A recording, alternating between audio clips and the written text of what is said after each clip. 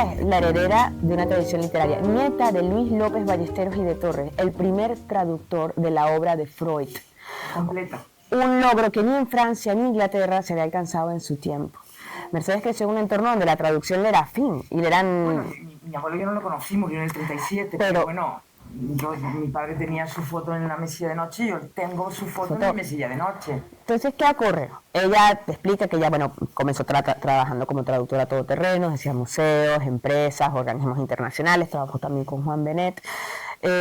Y además fue muy amiga y trabajó con Javier Marías, que es la otra parte que además la llama la nieta de Freud, justamente en alusión a su abuelo traductor en La negra espada del tiempo. Entonces, bueno, creo que hay una cosa que es fundamental, que cuando ella está traduciendo por gusto, porque quiere el último volumen de En tiempo perdido, Javier Marías lee lo que ella está haciendo y le dice fantástico, deja el último volumen y empieza con el primero.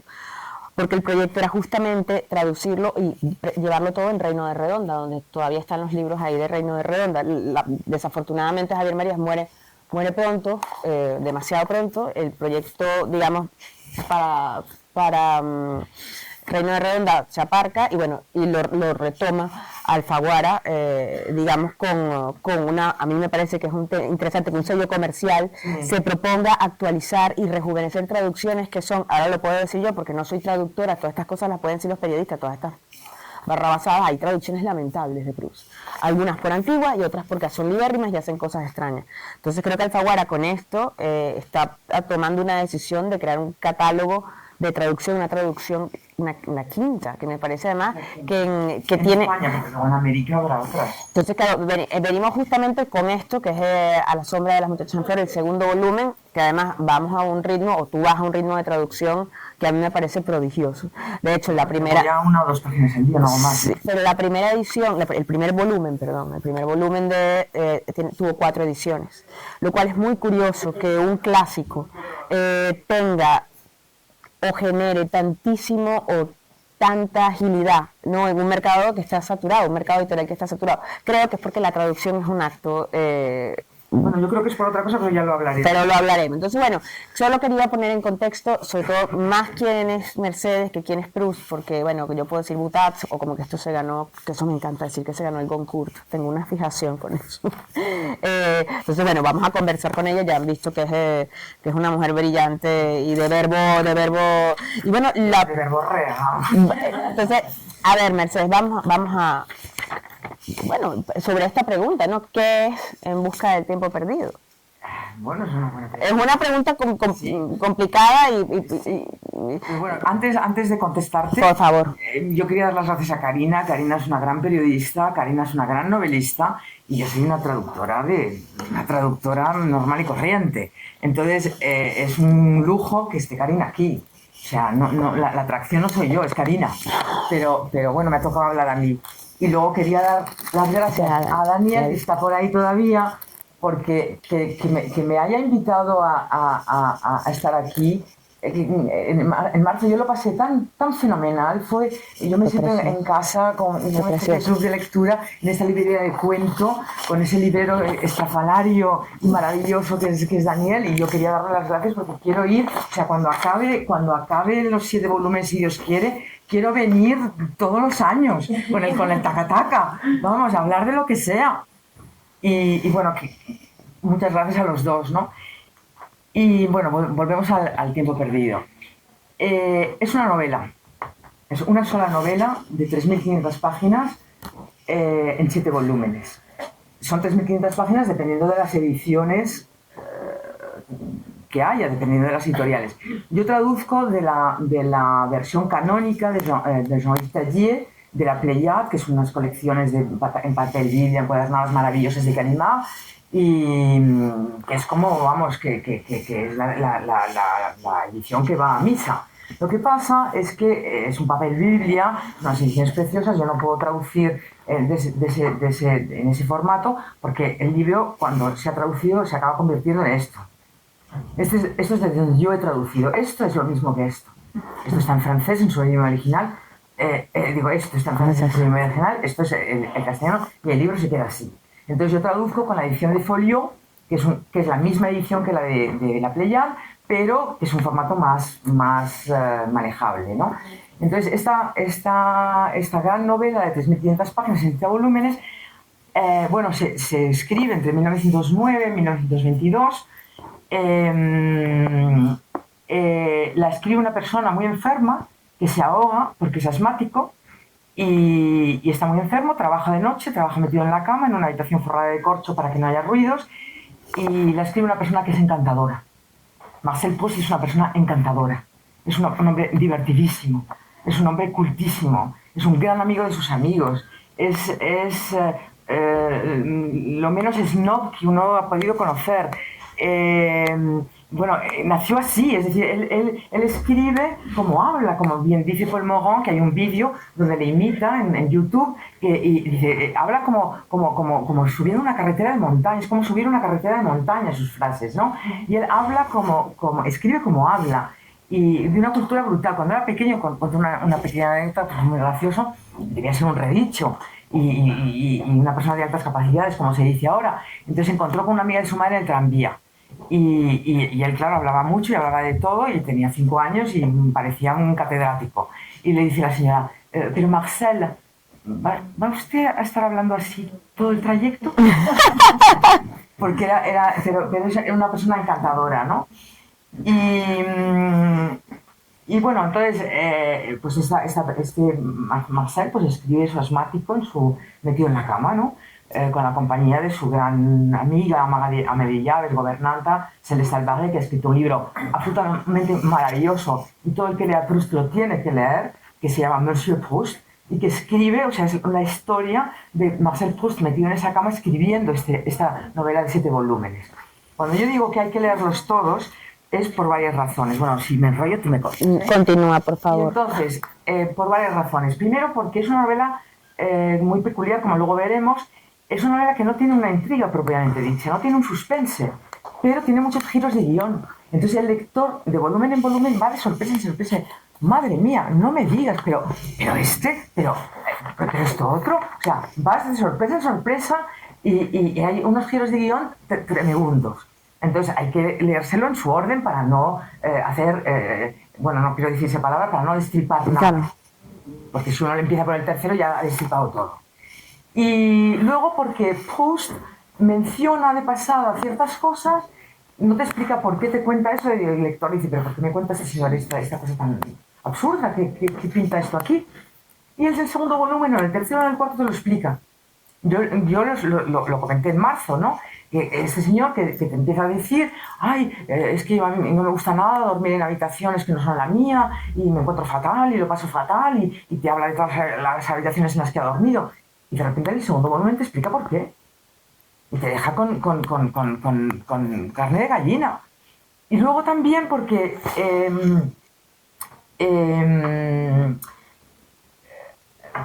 te cuenta así un episodio. Por ejemplo, en este libro hay 2 pinceladas. Un momento en el que la abuela del narrador, cuando están en Balbec, en este sitio de playa, le desabrocha, le desata los cordones de los botines. Y luego hay otra pincelada donde dice la abuela que le van a hacer una fotografía y está muy contenta y se arregla mucho para salir en la foto. Bueno, esas 2 pinceladas son el germen de una de las páginas más desgarradoras de En busca del tiempo perdido, que están en Sodoma y Gomorra, en el volumen 4. Y dices, madre mía, porque él ya tenía en la cabeza toda la obra. Esas 2 pinceladas que la gente dice, la abuela le quita los cordones de los zapatos y ahora se quiere hacer una foto, y el otro se ríe de ella y no sé qué, y de repente la página más desgarradora, yo creo, no lo sé, o una de las más desgarradoras, es esa página donde recoge esas 2 cosas, porque vienen a cuento, en el 4º volumen. O sea, que hay que leérselo todo y con mucho cuidado. Luego también porque todo va a cobrar sentido en el último, en el 7º, que es su volumen más reflexivo, donde va a exponer sus reflexiones teóricas, donde va a hablar del arte, del tiempo, de la memoria involuntaria. Va a desarrollar una serie de teorías, ¿no? ¿Se recobra el tiempo o no se recobra? No se recobra. Hay una abolición del tiempo. ¿Cómo se consigue eso? Léanse todos y luego ya lo verán en el 7º. Y por eso me gustaría preguntarte, porque cuando tú hablas de traducir a Proust, tú dices, además es una frase que la recuerdo, dice, no es solo la precisión, sino transmitir el encantamiento de la frase, esa sutilísima melancolía. Pero cuando tú nos dices esto y nos planteas el hecho de que es una sola novela en el transcurso del tiempo, su vigencia puede que venga dada por el tratamiento del tiempo, es decir, ¿por qué es vigente? Bueno, ya llegaremos a eso, es decir, es vigente por muchísimas cosas, por muchísimas cosas. Es decir, cuando Proust dice, cada lector cuando lee un libro se está leyendo a sí mismo. Entonces, por eso es decir, entonces el lector puede decir, pero vamos a ver, este señor nos habla de duquesas, de marquesas, de esto que nosotros no sé, es algo trasnochado, anticuado, antiguo. ¿Cómo es posible que un lector del siglo XXI se pueda identificar con esta obra, sí, ¿no? Y entonces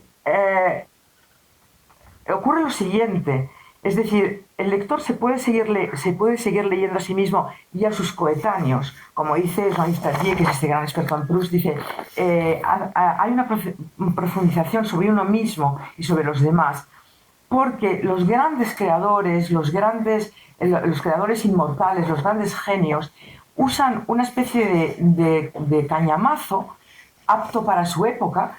Homero, quien sea Homero, o quienes sean Homero, usa la guerra de Troya, Proust usa los salones de la Belle Époque y más allá. Porque sobre ese cañamazo, que a lo mejor está daté, está trasnochado, borda o entreteje verdades universales.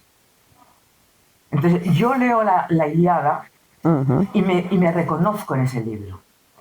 Y leo a Proust y me reconozco en ese libro.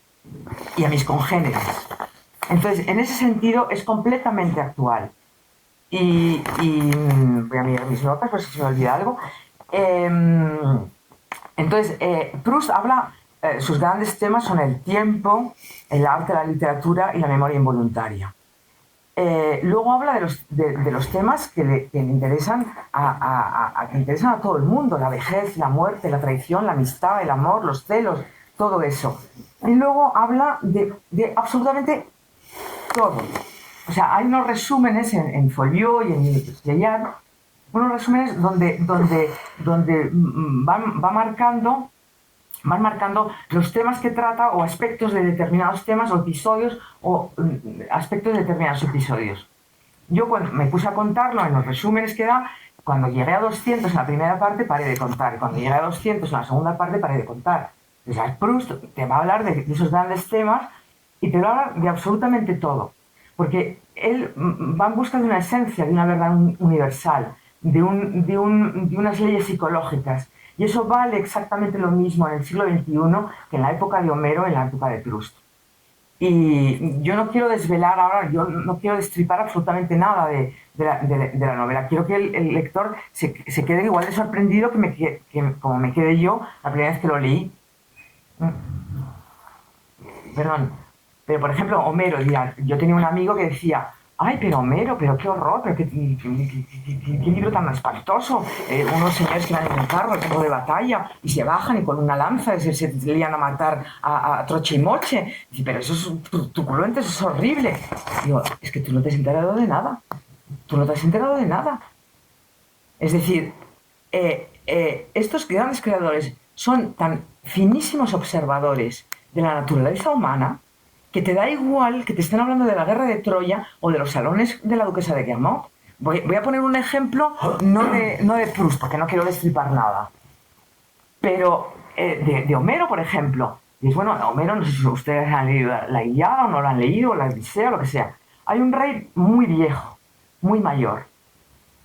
Le acaban de matar a su hijo, al troyano Héctor. Lo han matado. Y han escarnecido su cadáver, porque lo han atado a un carro y lo han arrastrado por el polvo.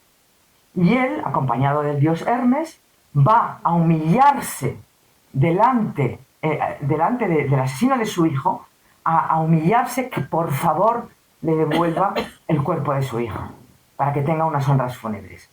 ¿Qué están haciendo ahora con la memoria histórica? Decir, por favor, denme los huesos de mi abuelo, de mi padre, de mi bisabuelo,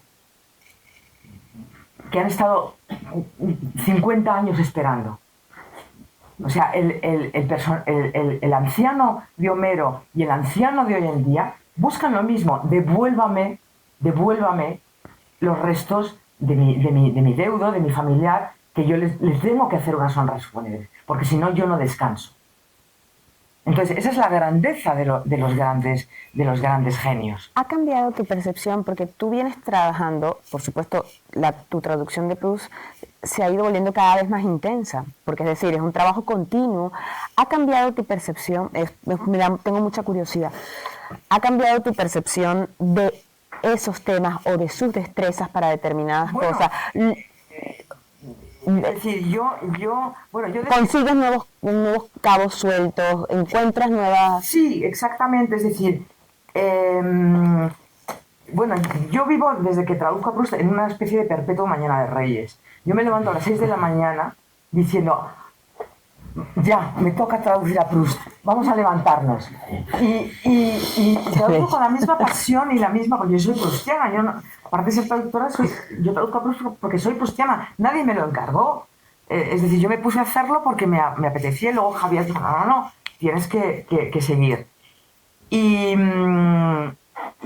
entonces yo vivo, lloro, me río, me entusiasmo, me desespero a veces, le increpo, pero vamos a ver esto, le hablo en francés, claro. Y le tengo ahí en su foto, la foto de mi abuelo, la postal de Proust, y les hablo. Pero claro, yo le decía en marzo, es que yo soy una lectora privilegiada, porque yo tengo, la frase me tiene que dar todos sus secretos para que yo la pueda traducir. Entonces es una lectura realmente en muchísima profundidad. Entonces a mí me pasó una cosa con este volumen, y yo me he leído la cosa seguida 3 veces. Y 3 veces me pasó inadvertida una cosa, unas páginas, que las tengo aquí apuntadas, que luego si quieren les doy las páginas. Me pasó la primera vez, las 3 veces, yo no, bueno, lo leí con gusto y en fin, pero no me provocó ninguna conmoción. Y yo empecé a traducir esas páginas. Y yo me iba poniendo un nudo en la garganta. Un nudo en la garganta, y me iba emocionando cada vez más. Digo, pero esto es increíble. Y esto se me ha pasado 3 veces en 3 lecturas. Y acabé llorando como una magdalena. Como una magdalena. Yo no tuve cerré el ordenador, dije, bueno, ahora te vas a dar un paseo, te vas a tomar un prosecco por ahí, y ya no pude trabajar más. Entonces, haces una lectura, o sea, cada vez que lo lees, te descubres cosas. Y estas páginas, creo que es la 376, luego lo compruebe, la 377, no, o sea, ya lo apunté porque... la 376 y 377 son 2 páginas, pero dentro de esas 2 páginas hay un párrafo que les voy a decir por si tienen curiosidad, que empieza, puedo decir, y acaba con Robert. Y te da en toda su dimensión la grandeza de Proust. Puedo decir. La grandeza de Proust, o de ese narrador, porque no hay que confundir nunca el autor con el narrador, pero en Proust muchas veces se mezclan. La grandeza, es decir, Proust tiene fama de que, bueno, es una persona maligna, muy maliciosa, muy malvado, que además es un snob y además solo le gusta la intelectualidad y la cultura y tal. Eso es una mentira podrida, eso es una patraña. O sea, de entrada, bueno, hago un pequeño paréntesis, las personas a las que Proust más quiso en su vida, aparte de su madre, por supuesto, pero la madre ya está en otra dimensión, eran su chofer y su ama de llaves. Las personas a las que él más quiso en su vida. O sea que para él la inteligencia no era lo más absoluto, ni la intelectualidad ni la cultura. Y entonces esas páginas, hay un personaje que no quiero decir quién es, que es un aristócrata y habla de su padre con mucho desapego y con mucho desprecio, padre al que no conoció.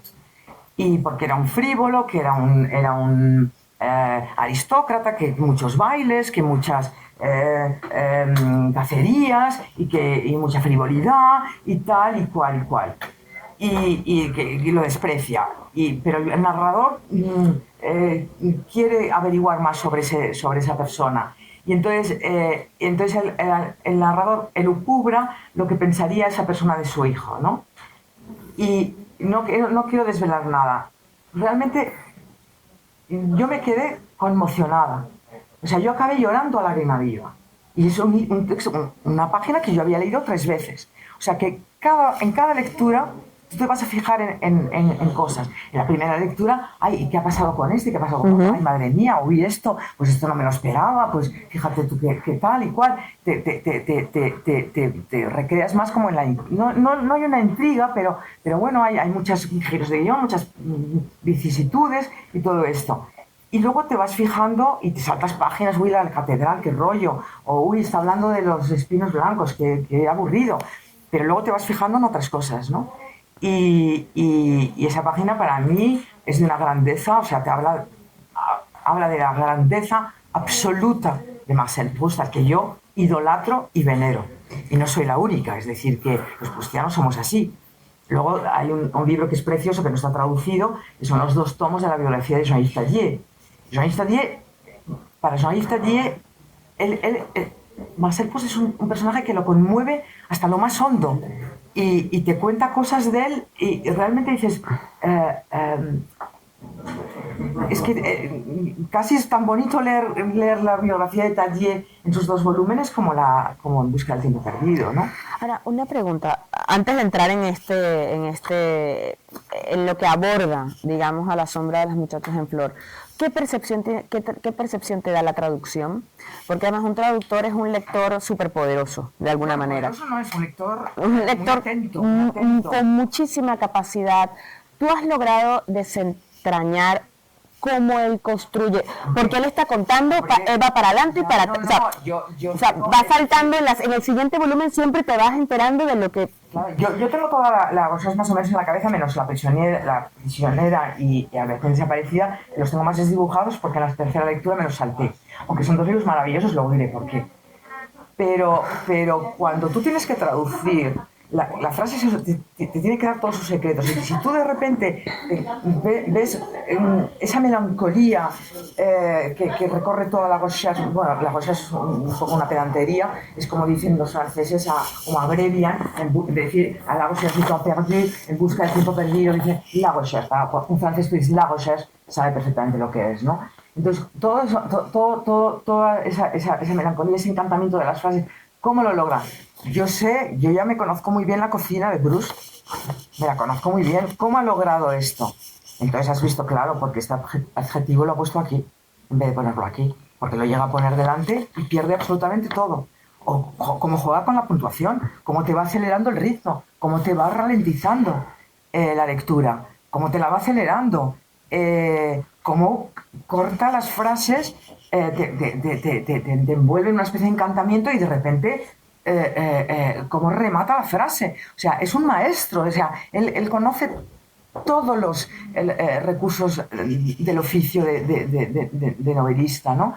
Y eso, claro, si tú quieres traducirlo, porque yo me propuse una cosa muy ambiciosa, que no sé si he conseguido, que recogiste tú en la entrevista que me hiciste, ¿no?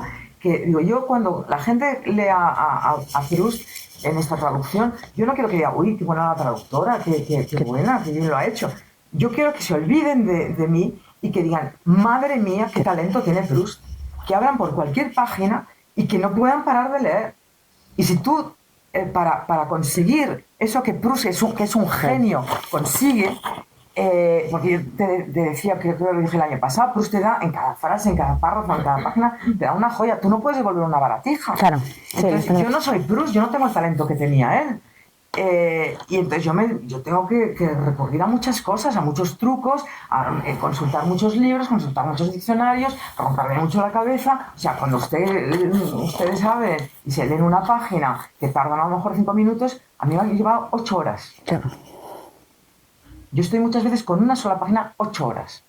8 horas. Entonces yo tengo que ver cómo ha conseguido esos efectos y transmitirlo. O sea, me decían, ay, pero Proust, lo difícil que es la frase larga, el léxico. Bueno, sí, por supuesto, el léxico es demencial, la frase larga pues es complicada y tal. Lo más difícil es lo intangible. Es transmitir esa comicidad que tiene absoluta, transmitir esa emoción que te traslada, transmitir el encantamiento de las frases. Yo en mi propio libro, cuando me llegó de la editorial, yo quise mirar una cosa, bueno, a ver, que espero que no haya muchas ratas y tal. Siempre cae sobre la errata, claro. Sí, claro. La errata o el adjetivo, ay, me haces que te has equivocado, esta Sí. era, pero lo tienes que cambiar en otra edición. Y de repente me vi sentada en un sillón en mi casa y que me leí medio libro. Y que además ni siquiera me lo leí en el original. Y no es que yo me estuviera recreando en mi traducción, para nada. Es que no lo podía soltar.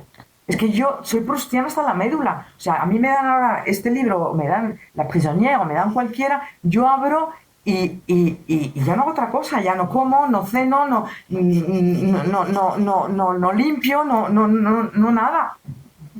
Pero bueno, yo soy así. Proust, hay gente que entra y hay gente que no. Hay gente que dice, no, a mí, yo esto no. Como otro amigo que cuando leyó el Swan, el primero, bueno, ¿qué te ha parecido y tal? Ay, bueno, es que a mí me gusta Galdós. Y se echaba a reír de la gracia que acaba de hacer.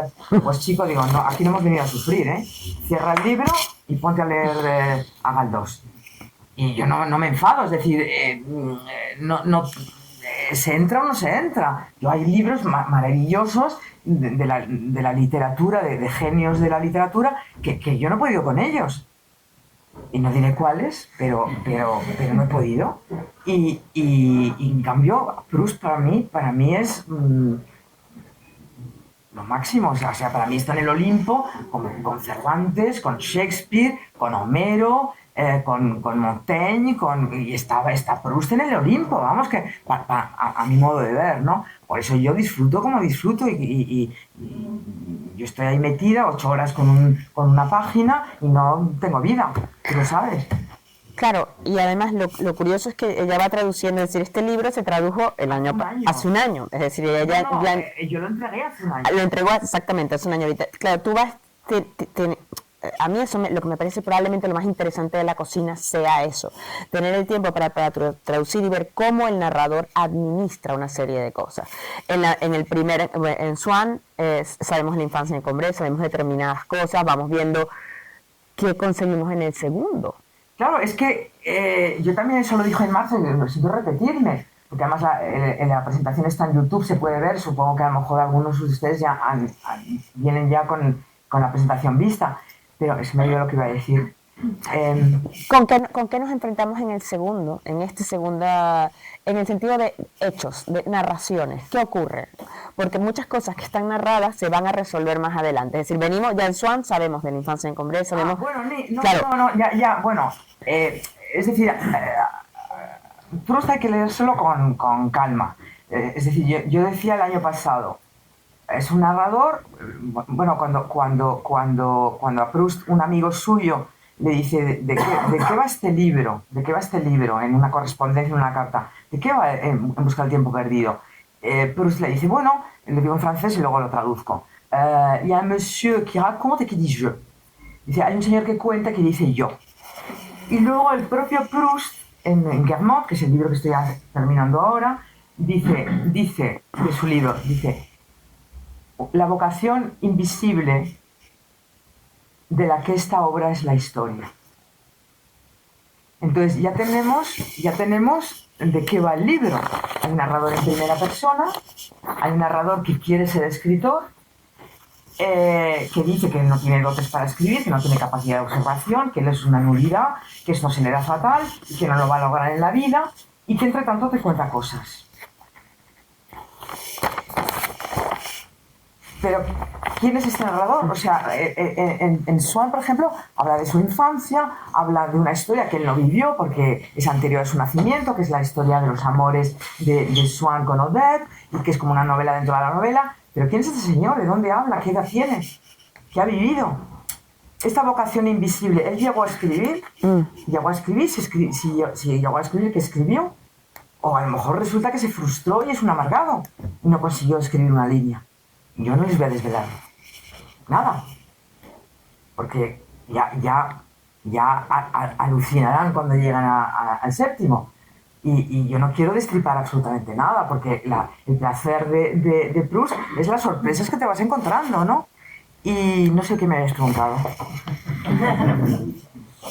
En este volumen, es decir, en A la sombra de las muchachas en flor, ¿qué hay? Hay deslumbramiento, Bueno, es decir, ese es un libro, es decir, es grandioso como todos los de Proust, son libros grandiosos, o a mi modo de ver, ¿no? Y entonces este es curioso porque, bueno, el primero, Swann, se lo tuvo que pagar Proust de su bolsillo. Se lo pagó de su bolsillo, porque nadie se lo quería publicar. O sea, bueno, luego, claro, en Gallimard se rasgaron las vestiduras y dijeron que metedura de pata tan brutal hemos tenido, y ya lo publica. En el segundo ya lo publica Gallimard y gana el Goncourt además. Pero el primero se lo tenía que pagar él. Y ya me he vuelto a... deslumbramiento. Bueno, y entonces, claro. Grasset, que se lo publica, pagándoselo, y le llega con un volumen de 800 páginas. Y Grasset, que es el editor, decía, no, Marcel, no, excusez-moi, pero esto es impublicable. O sea que vamos a cortar por aquí. Y el primer volumen, que acaba muy bonito, con una cosa que es incierta, que yo pongo una nota, digo, no, ustedes verán en el séptimo volumen que esa afirmación es completamente equivocada. Pero bueno, entonces corta así. Y coge esas 200 páginas y las mete aquí. Entonces el lector se va a quedar un poco decepcionado al principio y dice, pero bueno, ¿cuándo vienen esas muchachas en flor? Porque no llegan nunca. Claro. Y de repente dice, pero vamos a ver, y este señor, o sea, entra así a bote pronto, de pronto, sin preámbulos, sin primeras frases espectaculares, te entra de lleno con un tal señor el Monsieur de Norpois, el Marqués de Norpois, que es un diplomático, ha sido un antiguo embajador y que es un completo imbécil. Pero bueno, Proust nunca subraya. Deja que el lector se haga su composición de lugar, que el personaje se retrate cuando habla y entonces llegamos a la conclusión, es decir, este tío es un idiota. Y solo hay una pequeña puya del narrador, que no diré cuál es, donde el narrador está de acuerdo con el lector de que este tío... Pero bueno... Y entonces dices, pero entonces por eso hay que darles un su orden. ¿Quién es este Marqués? Los padres del narrador lo quieren invitar a cenar porque el padre trabaja con él en un ministerio, no se sabe qué ministerio, supongo que de exteriores o algo así, y le quiere invitar a cenar.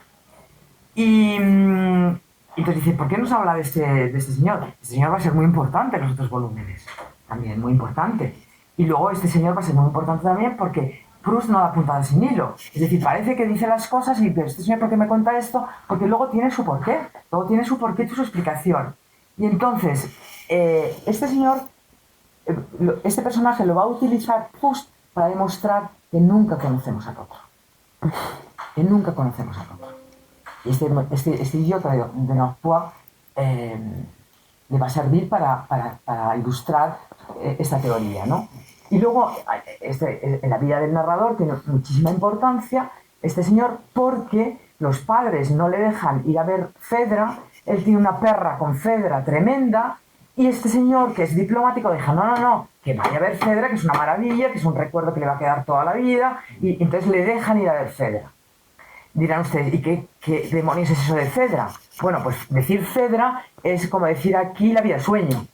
Es decir, es un libro que todos los franceses han leído, es un libro de lectura obligatoria, fui al liceo francés, es un libro de lectura obligatoria en el colegio, es un libro que no solamente leíamos, sino que dramatizábamos. Uno hacía de Fedra, el otro de Alicia, el otro hacía de Hipólito, el otro no sé qué, y que los franceses lo conocen de memorieta. Es de Jean Racine, un gran poeta dramático, que escribe en alejandrinos. Bueno, los alejandrinos franceses tienen 12 sílabas, con un hemistiquio 12 pies, con un hemistiquio en el sexto.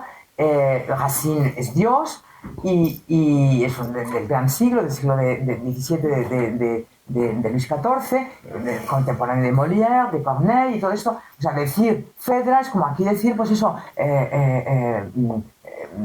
¿quién no ha leído La vida del sueño? ¿Quién no lo ha interpretado en el colegio? O sea, es una lectura obligatoria. Entonces, el narrador se lo sabe de memorieta. Se lo sabe de memoria. Es un dramón tremebundo porque Fedra está casada con Teseo, pero está enamorada de su hijastro, y entonces, bueno, es un dramón. Y hay traducciones de Fedra en castellano. De hecho, Rosa Chacel, que tradujo a Agassin por amor al arte, yo no sé si llegó a traducir Fedra o no, y si llegó a publicarlo, pero bueno, yo he visto que en la Biblioteca Nacional hay 4 traductores de Fedra. Por ejemplo, Juan Benet llegó a Agassin por Proust, era muy, muy proustiano, Juan Benet, y le decepcionó mucho Fedra, le decepcionó mucho Agassin, y te explica por qué, ¿no? Y decía, claro, es que Proust, lo que pone ahí de Fedra son joyas, y él supo sacar esas joyas, y le decepcionó absolutamente. A mí me divierte Agassin, me gusta, ¿no? Entonces, bueno, este Nocpoix consigue que el narrador vaya a ver Fedra, que Fedra dice, ¿por qué este narrador nos cuenta esta perra que tiene con Fedra? Pues esta perra que tiene con Fedra, que ahí voy a hacer lo que se llama un spoiler, que es una palabra que detesto, ahí voy a destripar, le decepciona. Cuando lo ve interpretado por la Berma, no es la Berma, es la Berma, con acento, la tilde va en la que está inspirado en Sarah Bernhardt y en Regine, que es otra amiga de otra actriz buenísima y tal, ¿no? Y entonces le produce un gran desengaño, una gran decepción. Y porque al narrador vamos a ver cómo las mujeres, las ciudades que visita, las obras maestras que acaba viendo y escuchando, lo que sea, siempre le van a decepcionar porque se da de bruces contra la realidad. Y poco tiene la realidad de lo que él tenía imaginado. Entonces, él está de decepción en decepción. Y es así. Ahora, por ejemplo, otra de las cosas que ocurren en La sombra de las muchachas en flor es una relación que tiene con Gilberto Swann, la hija de Swann. Y también se produce una decepción. Y también lo usa como ejemplo de cómo el ser amado es un producto, una creación de la imaginación. Nada más, no existe fuera de la mente de uno. Es así. Porque hay tantos divorcios, tantas separaciones, porque nos enamoramos platónicamente de alguien a quien no conocemos y al que le hemos puesto todo tipo de cualidades y de cosas maravillosas que están en nuestra imaginación, punto. El ser amado es una creación de la imaginación, y eso Proust lo cuenta muy bien. El pobre narrador va de decepción en decepción de momento. Pero hay el elemento aquí de la fascinación por determinadas cosas conduce a una sensación de que nada es totalmente de una forma. Que creo, yo no quiero inducirte, no te quiero desordenar la conversación, pero lo hablabas, que además era una frase que comentamos, que nadie es totalmente, una cosa no es totalmente buena o totalmente... No. Bueno, sí o no, es decir, Proust no entra en eso de si es medio bueno o medio malo. Lo que pasa es que se ha hablado mucho de Proust como de un autor que yo he oído decir que eleva el mal a la categoría de arte. Pero el mal para Proust, es decir, Jacques Forel, que es un amigo de Proust, dice: no hay autor que haya sido más feroz con sus personajes. Dice, pero que al mismo, y añade, y que a la vez haya sido más compasivo. Es decir, el mal en Proust no es el mal con mayúsculas, es el mal que anida en cada persona. Es el mal fruto del egoísmo, de la envidia, del esnovismo, de mil cosas. Entonces, Proust deja que sus personajes se retraten cuando hablan. Hay mucho diálogo en Proust, mucho. No las frases largas son contadas. Es diálogo que a mí cuando me llega una página de diálogo yo digo, ay madre mía, ahora me toca padecer, porque tiene que sonar bien, no tiene que sonar acartonado, tiene que sonar muy natural, pero no sonar castizo, pero son muy difíciles, pero hay páginas de diálogo, diálogo, diálogo, y los personajes se van retratando. Y los personajes cometen unas bajezas tremendas, el narrador comete unas bajezas tremendas, tienen unas mezquindades unos y otros tremendos, pero como bien dice Pau Gall, dice, Proust es feroz con sus personajes y también es el más compasivo. Es decir, Proust comprende y perdona y absuelve. Entonces, lo que no soporta el narrador o Proust o ambos es la estulticia, es la necedad. Pero el mal, por supuesto, si el narrador no para de hacer bajezas y todos los personajes igual, y si uno hace examen de conciencia, ¿cuántas habremos hecho en nuestra vida? A lo mejor por dejadez, por gratuidad, porque no nos hemos dado ni cuenta, por egoísmo y tal, pero ese es el mal que describe Proust. No es que todos seamos buenos y malos, es que somos malos. Y lo que pasa es que él comprende y todos sus personajes los acaba absolviendo, ¿no? Por ejemplo, él es muy crítico con uno de sus íntimos amigos. Que bueno, también Proust tiene una... Proust no, el narrador tiene un concepto de la amistad tremebundo.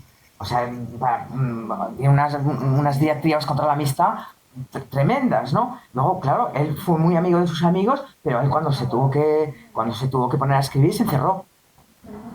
Se encerró. Desde el 1909 hasta que muere, está encerrado en su casa. Y venían a verle de vez en cuando. Pero él dijo, no, es que yo tengo una hora que escribir. Y ahora tengo una traducción que hacer. Entonces yo quedo mal con todo el mundo, yo no tengo vida, yo no veo a nadie, Mercedes siempre está ocupada. No, perdona, es que tengo una traducción que hacer.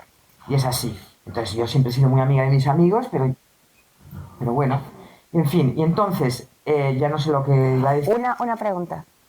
Porque tú qué percibes, ¿por qué de alguna manera lo consolida? Porque entre 1908 y 1919, ¿por qué lo consolida literariamente en su tiempo? ¿Qué ofrece Proust en A la sombra de las muchachas en flor? Porque pasa de... Me refiero a la percepción, cómo es percibido, porque pasa eso de que Gallimard se lleva las manos a la cabeza por no haberlo publicado, a que menos de 10 años después se gana el concurso. O sea, bueno, es decir, entre el primer volumen y el segundo hay como 6 años o más, pero hay una guerra en medio. Ahí está la Primera Guerra Mundial. Luego ya Gallimard recoge velas y dice, no, te publicamos, esto es una maravilla, el primer volumen es maravilloso y te publicamos.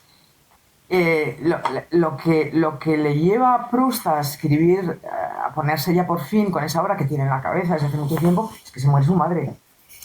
Se muere su madre. Entonces él se va a un sanatorio en Versalles a hacer el duelo porque claro, para Proust su madre era absolutamente, lo era todo. Y entonces él se pone a escribir y se pone a escribir algo que ya tiene en la cabeza. Y en esos años, entre el 9 y el 22, se hace 3.500 páginas.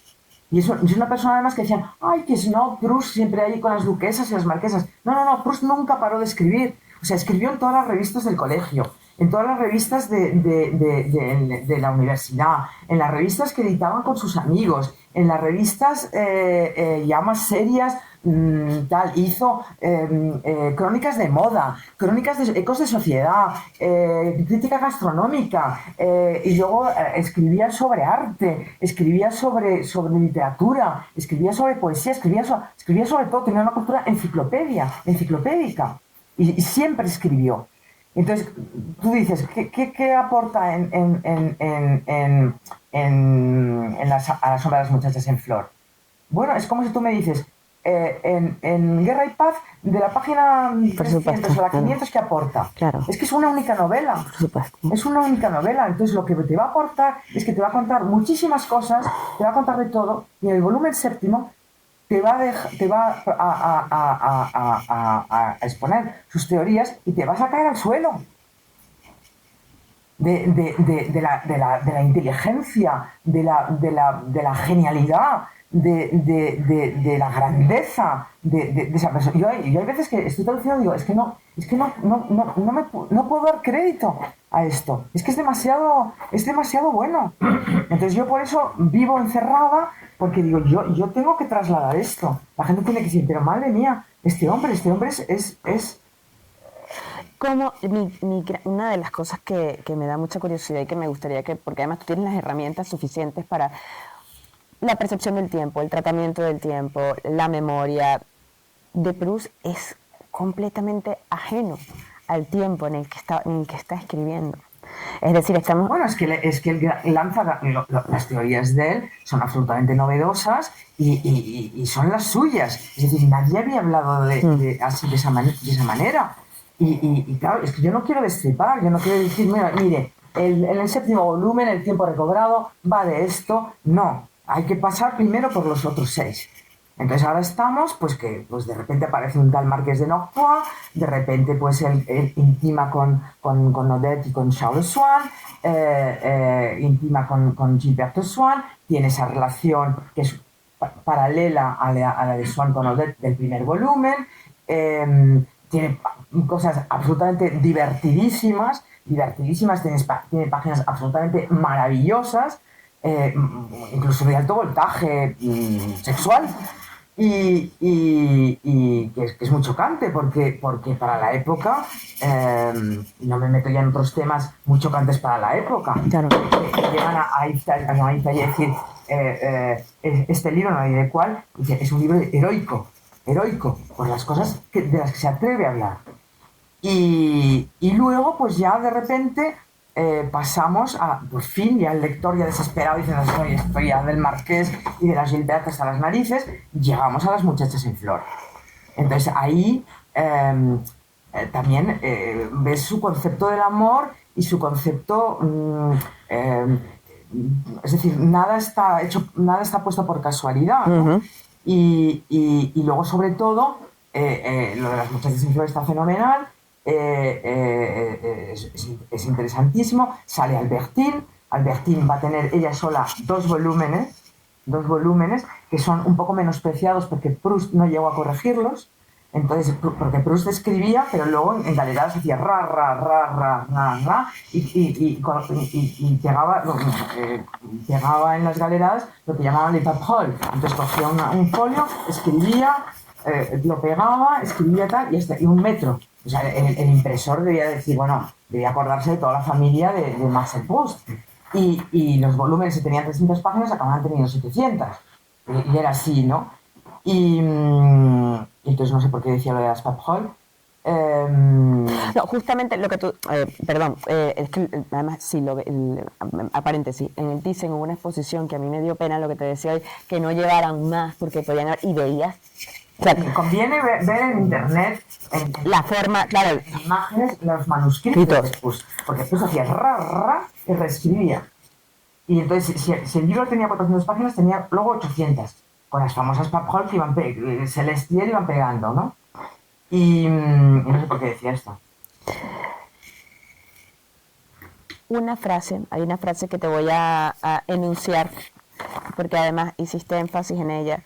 Cada lector, cuando lee, Sí, es lo que acabo de es decir. el propio lector de sí mismo, ¿no? Esta Sí. idea de el narrador lo percibo o te lo pregunto el narrador como una estructura, el narrador como una forma, como un visor. Es decir, a lo largo, un poco esta frase que tú decías, la vocación invisible de la que esta obra es la historia. Es decir, es el haber escrito, el haber leído. No va por ahí. No va por ahí. No es eso. Es decir, hay una vocación de escritor. La historia de la recherche, de la búsqueda del tiempo perdido, es la historia de una vocación literaria, de una vocación de escritor. No voy a decir qué pasa en el séptimo volumen. Si este señor consigue escribir y qué es lo que escribe, si es que escribe algo, o si va a quedarse como un frustrado que no ha conseguido escribir una línea. Entonces, esa es su vocación de escribir. Él cuenta, este narrador cuenta pues eso, que quiere ser escritor y que no está dotado para ello y que no tiene capacidad de observación y que es una nulidad y tal. Y entonces, hay una en todos los libros hay se habla de esta historia, de esta vocación invisible, de esta vocación que no es tan invisible, es una vocación explícita. Y luego veremos lo que pasa al final. Veremos lo que pasa al final. Y esa es la historia de la Recherche. Y el narrador simplemente, bueno, ahora no sabemos de momento qué ha vivido este narrador y de dónde sale y qué edad tiene y cuál ha sido su vida. De momento va dando pistas. Por ejemplo, en Guillemot, que es el libro con el que estoy yo ahora, resulta que te dice eso, dice, sí, porque tal, una parrafada y tal, dice, sí, porque no sé qué, esta vocación invisible de la que esta obra es la historia, cuya historia es esta obra. Entonces ya el lector aunque bueno, ya en Swann ya te dice, bueno, los campanarios de Martainville, cuando él está en el coche volviendo de una excursión, que de repente ve unos árboles y de unos campanarios, perdón, porque luego está lo de los árboles, es en este volumen. Están unos campanarios y tal, y de repente le entra no sé, una conmoción, y pide papel y lápiz y se pone a escribir. Entonces lo que escribe, él se queda muy satisfecho, luego se lo enseña, el padre le dice, ay, al narrador, a su hijo, ay, enséñale al marqués, al señor marqués, enséñale lo que escribiste y tal. Y el marqués de Norfolk, que es un idiota, le dice que eso no vale nada, es una porquería. Entonces, pero claro, es como decir, bueno, es que vengo a hablar de Guerra y Paz de la página Por supuesto, 300 claro. a la 520. Es un poco eso. Es que de momento yo estoy un poco atada de pies y manos porque no quiero contar el argumento. Ya te entiendo, claro. No quiero contar el argumento, no quiero, yo me sé ya al final y me sé todo. Pero bueno, por hablar de estos dos libros que no sé por qué hablaba de La prisionera y de la Albercín desaparecida. Bueno, que él no los corrige, no hace las famosas Papol, con lo cual son libros mucho más cortos. La gente los desprecia, esos libros. Son dos joyas, dos absolutas joyas. Yo como aquí hay mucha gente muy mariesca también, yo cuando leí Albercín desaparecida, el primero, La prisionera, me pareció absolutamente grandioso. Y cuando leo La Albercín desaparecida, digo, no me puedo creer lo que estoy leyendo. Esto es de una modernidad absoluta. Yo tengo la sensación de estar leyendo un Marías. Y de hecho, Jean-Yves Tadier, que es el gran experto en Proust, dijo, el único escritor contemporáneo a la altura de Proust es Javier Marías. Y todos los periodistas dicen a Javier Marías, Proust, Javier Marías, Proust, Javier Marías. Nunca se han parado a decir por qué.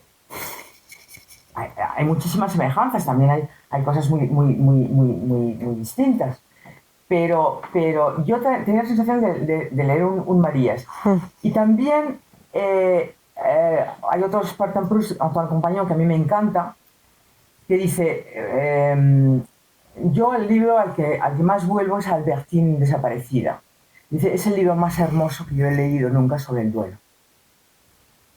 O sea, esos libros supuestamente desdeñados son dos joyas. Guillemot también es un libro desdeñado. Ay, marquesas, duquesas, qué aburrido. Es el libro más divertido que he leído yo en mi vida. Quiero volver, porque además tú has identificado algunas similitudes entre Javier Marías y Proust. Hay muchas. Tú hablas de la frase como un instrumento de pensamiento, la memoria y el estilo, es decir que... Voy a tirar de notas, porque esto es como me estás haciendo hacer un máster. Jean-Yves Tadier dice eso. El único escritor a la altura de Proust es Javier Marías. Los periodistas dicen, pero nunca se han parado a explicarlo. Yo quiero llegar, no me queda todavía acabar Guillemot, que me queda un poco, Sodoma y Gomorra, me queda La prisionera, y luego ya viene Albertine, que lo tengo ya un poco olvidado. Y ya me he vuelto a perder. Y entonces yo creo que la clave del parecido entre Javier Marías y Proust está en ese libro, las claves están en ese libro. Pero de todas maneras, bueno, voy a tirar de notas porque esto está como... se parecen en muchas cosas. Son, como habla en este libro, creo que es en este libro, habla de la consanguinidad de las mentes, que la gente no tiene afinidades tanto por compartir unas ideas, sino por la consanguinidad de las mentes. Y yo creo que son dos mentes muy afines. Entonces, bueno, los dos tienen, primero, de entrada, un estilo propio e inimitable, ambos de frases largas, aunque distintas, y un universo propio. Eso es muy complicado. No va a haber un segundo Javier Marías, no va a haber un segundo Proust. Son únicos e intransferibles. Y los dos crean un estilo que se puede parodiar, pero no puedes tener un continuador así. Este es un epígono o un discípulo de Javier Marías, es un discípulo de Proust. Es imposible. Ellos crean un estilo único y propio y un universo propio. Eso de entrada. Luego, cada uno con su estilo, con sus particularidades. Ambos comparten muchas cosas, es decir, ambos llevan al límite la sintaxis y el léxico. Es decir, están siempre al borde de caer en la incorrección.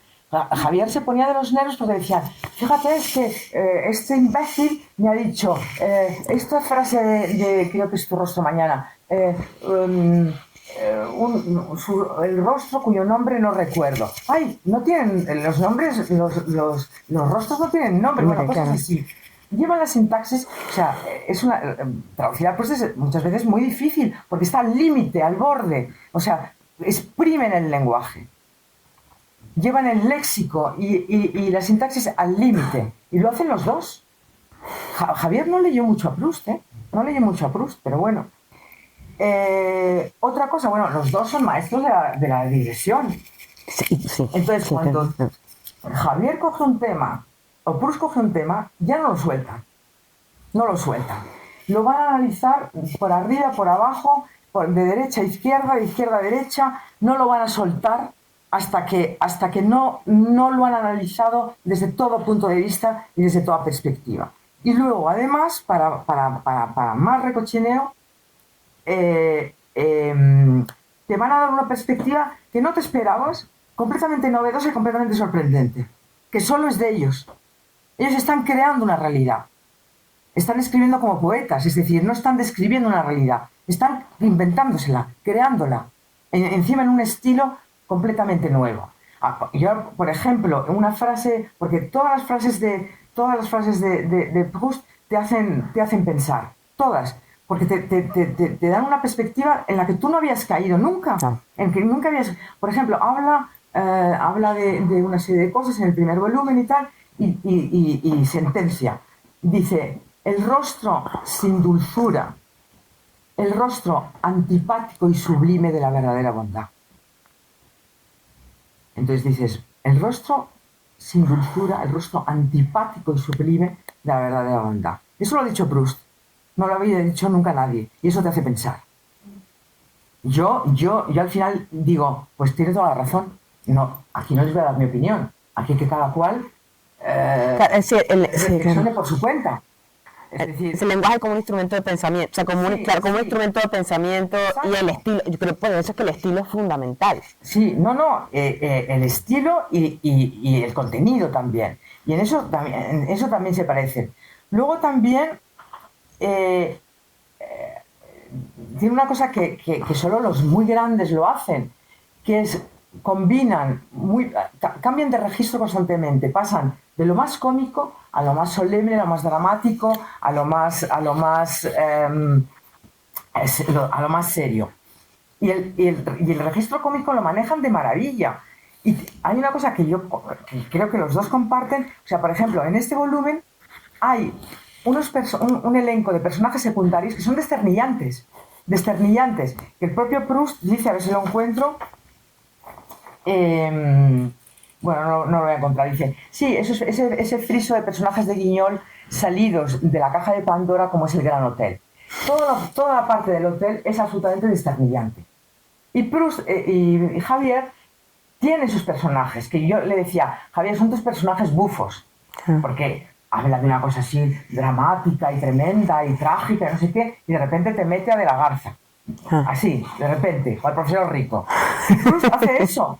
Y Proust tiene estos personajes secundarios comiquísimos que son fantásticos. Y entonces decía Javier, no, Mercedes, no son mis personajes Proust, son mis personajes dickensianos.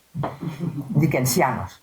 Y manejan los dos registros que lo manejan a la vez. Tengo una serie horrorosa, es que hablo tanto.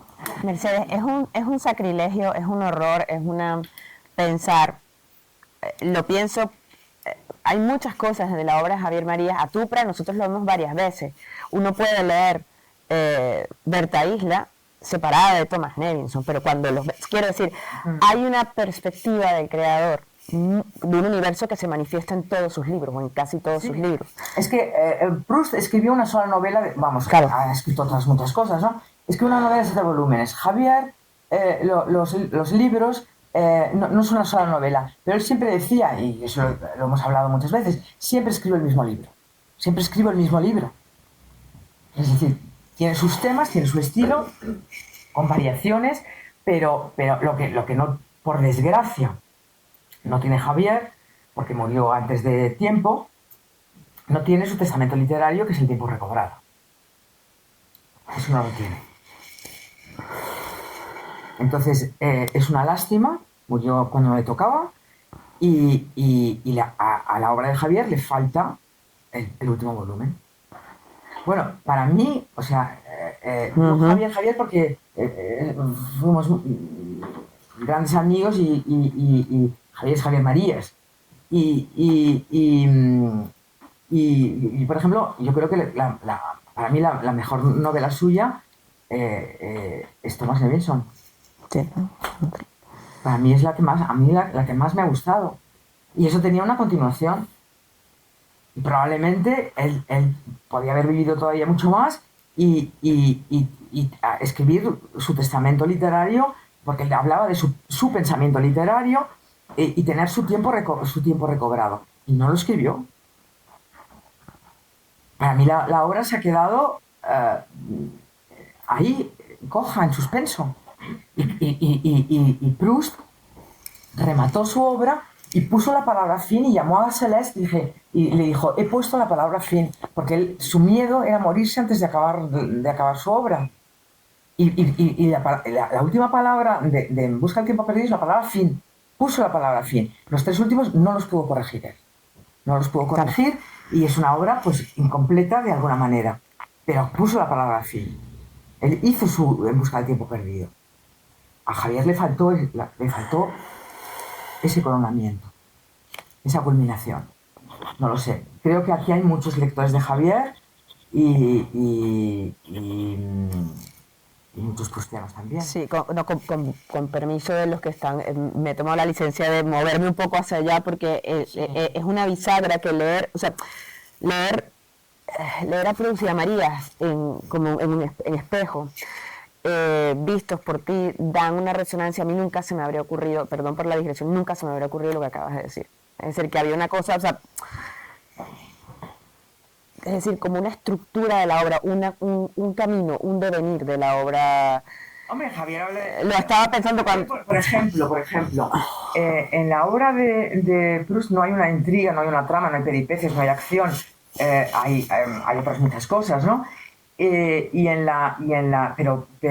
él cuenta lo que quiere contar y habla de los temas de los que quiere hablar. Claro. Y cuenta muchas cosas. Javier tenía una intriga, había un suspense en las novelas de Javier.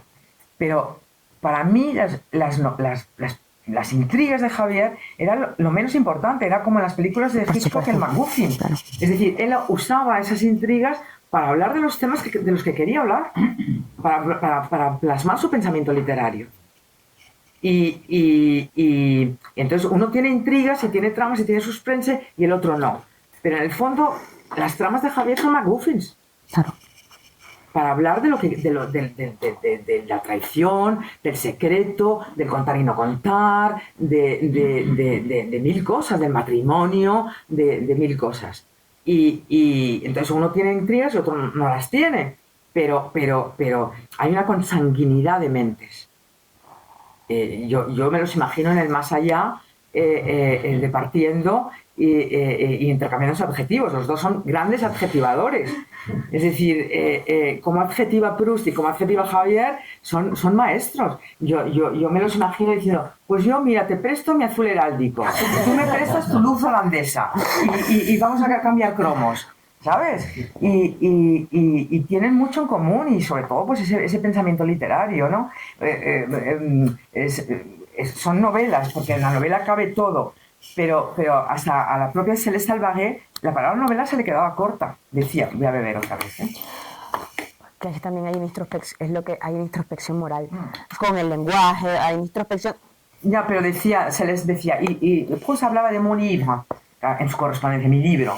Y Celeste Alvaré, que eso ya lo dije en marzo, decía, no, lo digo en francés, pues hay algún francófono, y luego lo digo en español. Monsieur Proust n'a pas écrit un roman, il a écrit un livre. Decía, Monsieur Proust no ha escrito una novela, ha escrito un libro. Porque supongo que a ella que era una campesina de la Francia profunda, aquello no le parecía una novela, le parecía algo más que una novela. Y no, Monsieur Proust no ha escrito una novela. Eso es lo que leen las chicas que se aburren de amoríos. Claro. Ha escrito un libro. Ha escrito un libro, ¿no? Un libro. Y Proust habla de mi libro, ¿no? Y bueno, no sé. Siendo Javier Marías traductor, siendo un gran traductor, me imagino que habría oportunidad de preguntar, pedir consejos, intercambiar. Bueno, Javier Marías era mucho Javier Marías, es decir, él era muy poco amigo de la consejitis, porque bueno era él para que le dieran consejos. Pero es verdad que él, con más orgulloso estaba era de su faceta de traductor. Él decía, y no era una boutade, no era una ocurrencia, no era una gracieta, mis mejores obras son mis traducciones y son las que más me han gustado. Y entonces, él se ilusionó mucho con esa traducción, porque revivió sus años como traductor. Y aquello le llenó de alegría y de nostalgia, y hablábamos de la traducción. Y luego él, de hecho, su último artículo versa sobre la traducción, se llama El verdadero amor al arte, que es sobre la traducción. Javier era un enorme, grandísimo traductor. Y a mí él no me dio consejos, pues, Mercedes, que yo te voy a aconsejar, porque no era nada dado a la consejitis. Pero sí que él me decía, yo he seguido una serie de preceptos al pie de la letra. Y los tengo aquí escritos. Primero, no poner nada en una traducción que el lector vaya a pensar que es un error o una torpeza del traductor. Eso de entrada. Entonces, hay veces que lo puedes disimular, porque todos los autores, y más Proust, cometen lapsus. Entonces, si tú piensas, tú vas a poner una cosa, va a decir, el lector va a corregir de inmediato, va a decir, esto es una torpeza del traductor, esto es un error del traductor, o suavizas y te buscas la vida, o te pones una nota al pie de página, que dices, sí, o sea, esto lo ha dicho el autor y yo lo pongo tal cual. Yo hay veces que hago eso, o hay veces que... Pero esa era una máxima. Una segunda, comprobar absolutamente todo.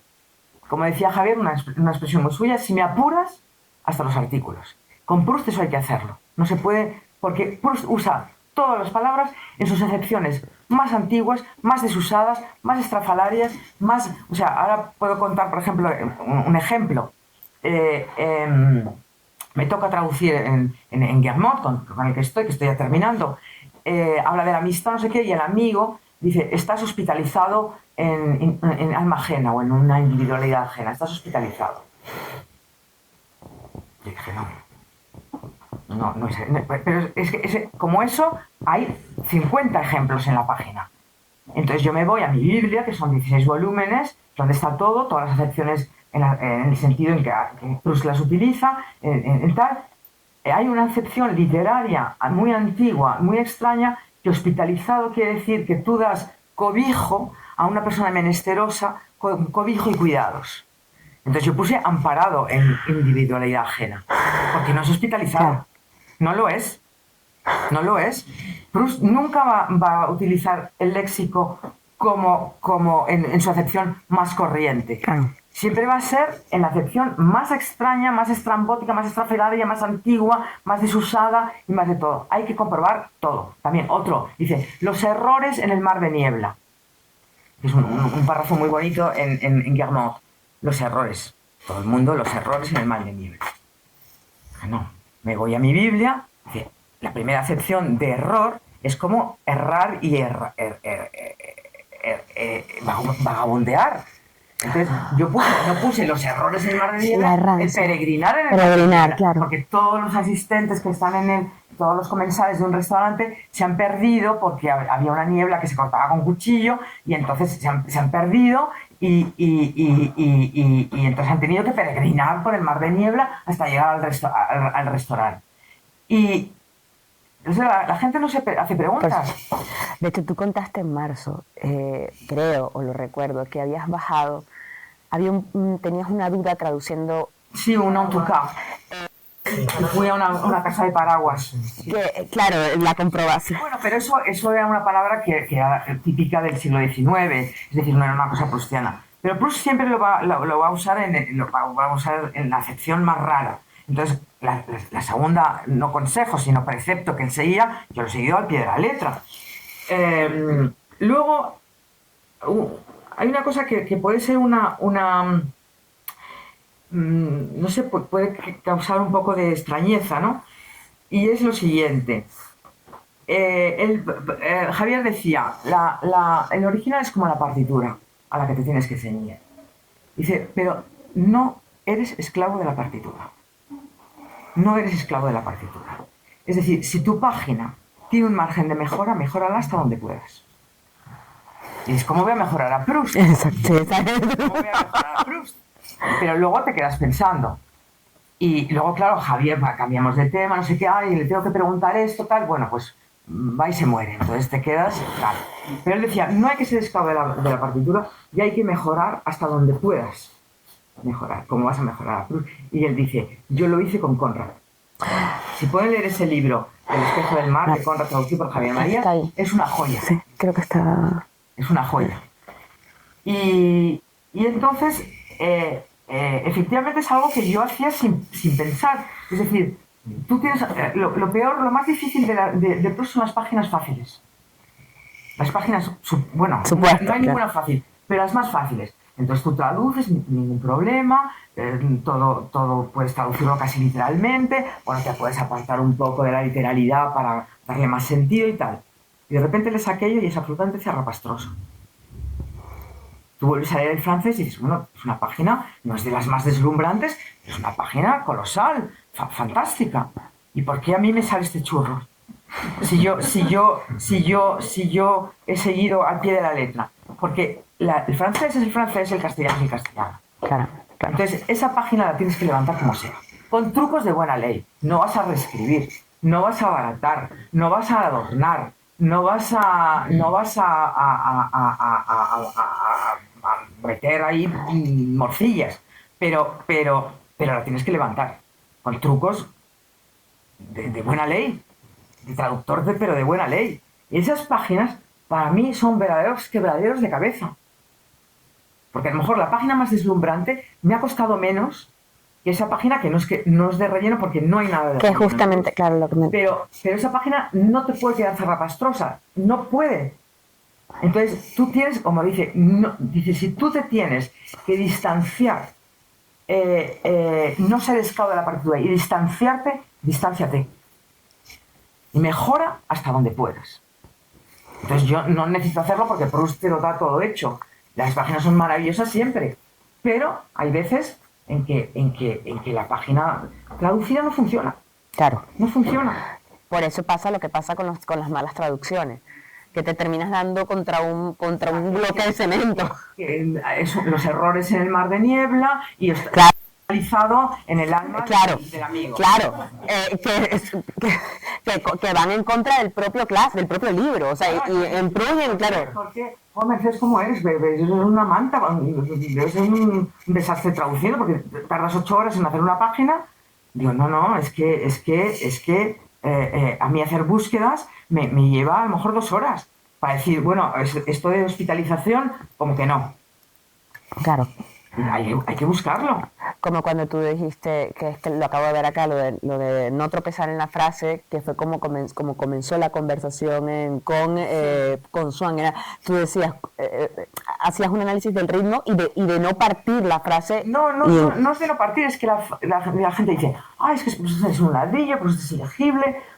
En francés se lee perfectamente, se fluye perfectamente y es perfectamente legible y no es ningún ladrillo.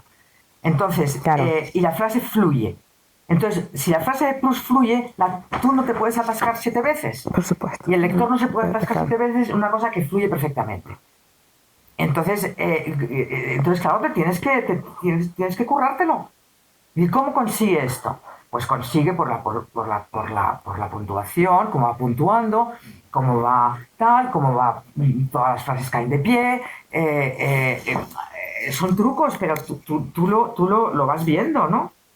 Y bueno, eso es un poco lo que hablábamos con Javier, ¿no? Luego, bueno, los dos estábamos completamente de acuerdo en que, bueno, hay otra cosa que es la ley de las compensaciones, que ahora lo comento. Estábamos de acuerdo que era un error garrafal traducir la señora Swann y la señora de Guermantes.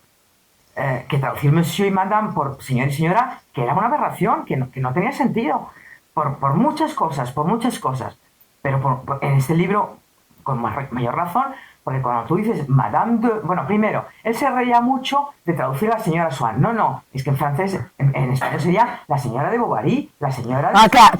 Porque el marido eres señora de... Señora de... Claro. Con lo cual, eso ya te descabala todo. Claro. Y luego, este es un libro donde hay muchas duquesas, muchas condesas, muchas princesas, muchas baronesas, y muchos varones, y muchos duques, y muchos condes. Y en francés, cuando tú no hablas a este señor, no le dices señor varón de tal, o marqués de tal, es obligatorio poner monsieur de, y madame de. Es madame de Sévigné, madame de Montespan, que era la amante de Luis XIV. Creo que si no estoy equivocada. Es Madame de Sévigné. No es la señora de Sévigné que está casada con un señor Sévigné, es la marquesa de Sévigné. Claro. Y la gran escritora Madame de Sévigné. Entonces no es la señora de Sévigné. Aquí hay otra manera de decir eso. Y se habla de doña tal, don tal. Entonces, por supuesto, claro. Claro. En francés es monsieur y madame. Por supuesto, claro. Entonces, tú no puedes traducir la señora de la señora de Guermantes. No es la señora de Guermantes, es una señora que es duquesa. Es madame de, porque es duquesa. Es como dices, la señora de Macbeth. Claro, sí, claro. Decía Javier con mucha gracia. Por supuesto. Que a ese ritmo vamos a hablar de la señora de Macbeth. No, es que hay un título nobiliario detrás. Claro. Y hay un título nobiliario y tú tienes que mantener Madame de y Monsieur de. Entonces, en eso estábamos totalmente de acuerdo. Luego también hablaba de la ley de las compensaciones. Es decir, si Proust tiene un verbo maravilloso que no existe en castellano, un adjetivo maravilloso, y tú tienes que abaratar ese adjetivo porque no lo tienes en tu lengua, o tienes que abaratar el verbo, en la página siguiente tienes que subir. Es decir, yo lo hago. Es decir, lo hago, por ejemplo, en Swann usa una palabra muy, muy antigua para decir pastora. Muy antigua. Que es pasteur. Eso no lo dicen en Francia ya nunca. Pasteur. Pero claro, yo tengo pastora. ¿Qué iba a poner Zagala? Y no podía. Entonces yo tuve que abaratar, tuve que poner pastora. Cuando él pone pasteur, que es un término precioso. Es un término medieval, es un término maravilloso. Entonces yo rebajé a pastora y luego la pastora tenía serré, es decir, como abrazados a su manto, las casas como una pastora. No me acuerdo, bueno, era una metáfora, ¿no? Entonces era como la pastora que abraza a sus ovejas, ¿no? Y el campanario que abraza a las casas. Entonces yo estuve una tarde entera que no hice otra cosa y dije, ¿cómo pongo esto?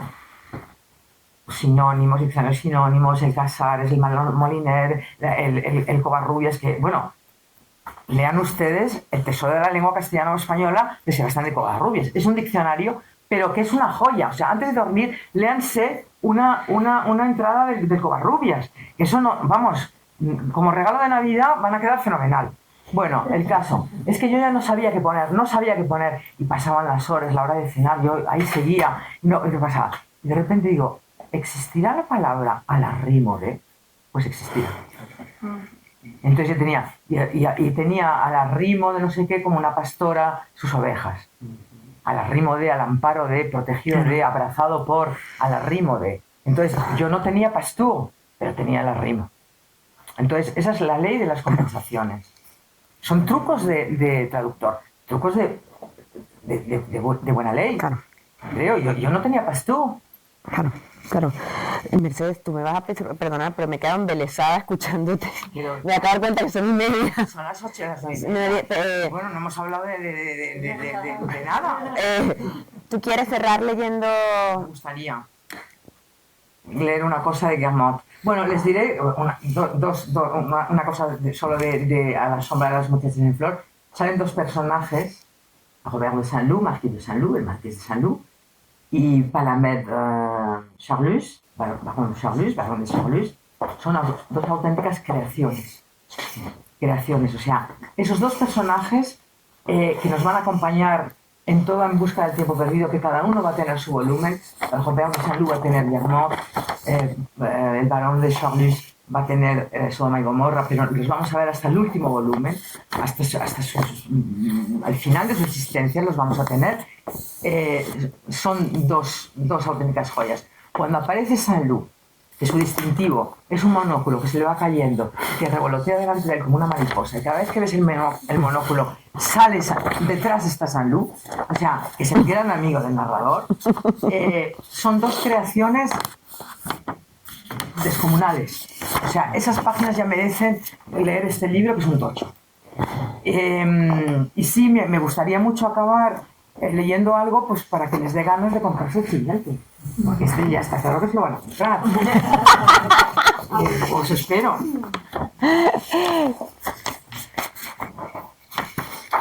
No sé si podré leerlo, porque también es algo que cuando traduje me produjo una enorme emoción. Es un párrafo que yo creo que es precioso. Les pongo en contexto. Yo lo quiero leer porque es un homenaje a los creadores, a los grandes genios. Es un homenaje al propio Proust, que es el que lo escribe. Es un personaje, no diré de otras personas, porque no todos los creadores son así, pero bueno. Y entonces, ¿tengo tiempo? Si quieren ustedes ir a comer la magdalena. ¿No? ¿Lo cuento? Bueno, pues hay una persona que está enferma, y viene el doctor de Bourbon. El doctor de Bourbon, bueno, hay muchos médicos. El padre de Proust y el hermano eran médicos, y él estuvo siempre de médicos porque era un enfermo crónico. Y hay muchos médicos y son todos encantadores y maravillosos. Y el doctor de Bourbon es un genio y es alumno de Charcot. Charcot, que es como el padre del psicoanálisis, digamos. Bueno, es un neurólogo pero estudió la histeria, estudió muchas cosas, ¿no? Y de hecho Freud asistía a las clases de Charcot. Pues el doctor de Bourbon es una eminencia y es alumno de Charcot y va a casa, bueno, no digo de quién, hay una persona enferma. Y dice, mire, usted no tiene nada. Usted está estupenda, no tiene absolutamente nada. Y entonces dice, es todo mental. Dice, pero no se preocupe y tal, ¿no? Entonces, a ver si lo tengo, porque como no me lo haya traído, no me lo sé de memoria. Entonces, bueno, hay una palabra que usa Proust que es lamentable. Lamentable no es como ahora, esto es lamentable. Lamentable quiere decir digno de compasión. El Covarrubias, que es el famoso diccionario que yo les recomiendo que compren en masa y que regalen en masa, que es digno de lástima, de compasión. Sebastián de Covarrubias lo define, lamentable, lo que es digno de llorarse con voces y lamentos. Y es que tiene una prosa absolutamente maravillosa. Es una lectura cuando uno está cansado, que ya no puede más, no sé qué, que te metes en la cama y dices, ¿qué leo? Pues una entrada del Covarrubias. Entonces, lamentable quiere decir lo que es digno de llorarse con voces y lamentos. Y entonces ya acabo y les dejo en paz y yo me voy a fumar un cigarrillo.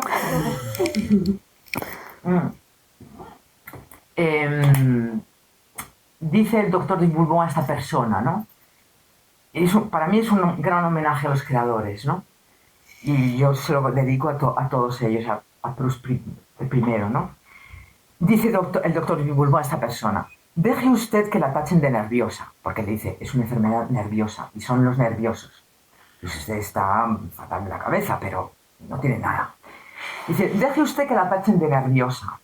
Pertenece a esa familia magnífica y lamentable que es la sal de la tierra. Todo lo grande que conocemos nos viene de los nerviosos. Son ellos, y no otros, quienes fundaron las religiones y compusieron las obras maestras. Jamás sabrá el mundo todo lo que les debe, y sobre todo lo que ellos han sufrido para dárselo. Disfrutamos de músicas insignes, de hermosos cuadros, de mil delicadezas, pero no sabemos cuánto les costó todo eso a sus artífices, cuántos insomnios, cuántos llantos, cuántas risas espasmódicas, cuántas urticarias, asmas, epilepsias, cuánta angustia de morir, que es peor que todo eso y que tal vez usted conozca. Y aquí lo dejo.